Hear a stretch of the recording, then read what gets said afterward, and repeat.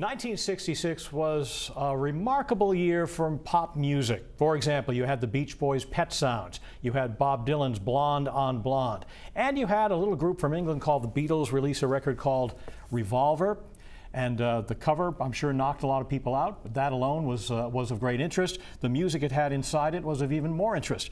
Joining us today to talk about it are my fellow Beatlemaniacs, Chris Brown from Bull Moose, and author Allan Kozinn, who is the co-author of the forthcoming McCartney Legacy book, the first of three. We'll be talking about that as it gets closer to publication. Chris, what makes Revolver such an important record? Well, it's a transitional record for the Beatles. It's the sort of the end of their four-piece rock band, two guitars, bass, drum era, and it's when they really started heavy experimentation. It's kind of cool that this comes just under a year after Get Back, because this is what I think Paul was trying to get back to, like four guys playing rock and roll in a room. And Allan, this is the super deluxe edition. They've opened the vaults again, and they've given us all kinds of outtakes and rehearsals and so on. What did you make of this when you first heard it, this new set? What was revealed to you? A number of things, really. I mean, the outtakes are really the key to these things, and they have two discs of outtakes, and one of them was an outtake of Yellow Submarine that hadn't been bootlegged, hadn't been out there, no one had ever heard. It was John's demo. And the fact, even that sentence, is everyone always thought of it as a Paul McCartney song exclusively. Happy tune for Ringo to sing. Well, Paul always said it was, right? Yeah, he did. In the anthology, he talks about it. In the book, he takes credit for it, like on page 1 of the book. Right, yeah. And yet, here's John. It is not a happy beginning for that song. It wasn't. I mean, the original lyric John had was, in the place where I was born, no one cared, no one cared. It was going to be one of those sort of introspective things that he sometimes did, and did further. In a way, it's sort of like Granddaddy of Strawberry Fields. And you do hear the collaboration between John and Paul as that work tape progresses, and they come up with the lyrics that we're familiar with, and then at some point they figure out this is perfect for Ringo. One of the other things during these sessions, it wasn't on the album originally, but the song Rain, which is the B-side of Paperback Writer, it turned out it was recorded very differently than we're used to hearing it.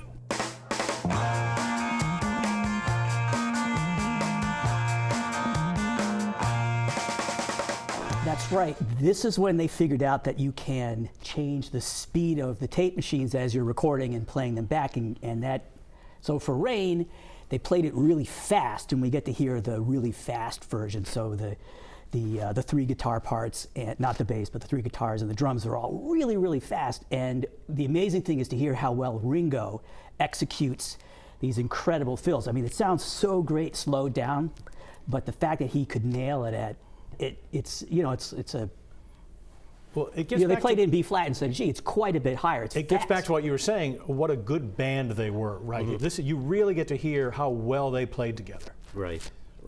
And a lot of the basic rhythm tracks, which are drums, original bass, and guitar, and Paul often overdubbed the more elaborate bass later, were sort of baked into track one and couldn't be separated until now, using Peter Jackson's machine-assisted learning program, which he calls MAL, also as a tribute to Mal Evans, the Beatles roadie, allowed Giles Martin to take the guitar, the bass, and the drums apart and spread them different places in the mix.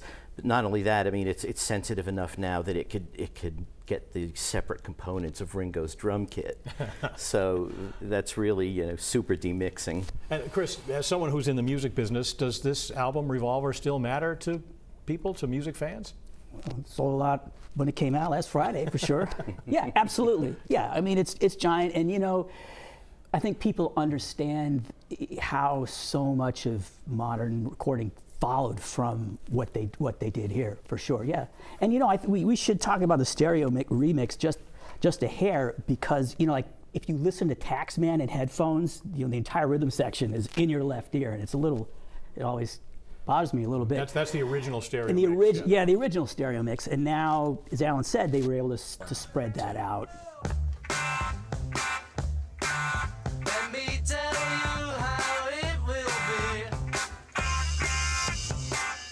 It just sounds like it was mixed in the 70s, 80s, 90s, aughts. What's the moment on the new set that grabbed you the most when you first heard it? Oh wow! Well, it's got to get you into my life is the one that captured lots of people. There's a version before they added the horns, when what we know as the horn parts were Giving it the R&B feel. yeah, right. Those were played on guitars, and it just sounds fantastic. And honestly, one of my favorite moments in all of recorded history is that guitar break, the one time that they do it at the very end. Yeah. Just, I love that. And so to get to hear that over and over and over and over again is great. The moment that grabbed you. Actually, that track too. But since Chris picked it, I would go to my next one, which was an outtake of Here, There, and Everywhere before they doubled the vocals, and it was sort of an early take. It's a little bit more fragile sounding than the finished version, but finished version is probably preferable. But And that's one of John Lennon's favorite Paul McCartney tunes, so he said. that's right. That's right. It's also one of Paul McCartney's favorite Paul McCartney tunes. As well it should be. Allan Kozinn, Chris Brown, thanks so much for sharing this. And we got Revolver is in the stores or it's on your streaming services, and you'll want to check it out because it's a fantastic album however you hear it, but hearing all these work in progress sketches makes it even better. We're back with more after this.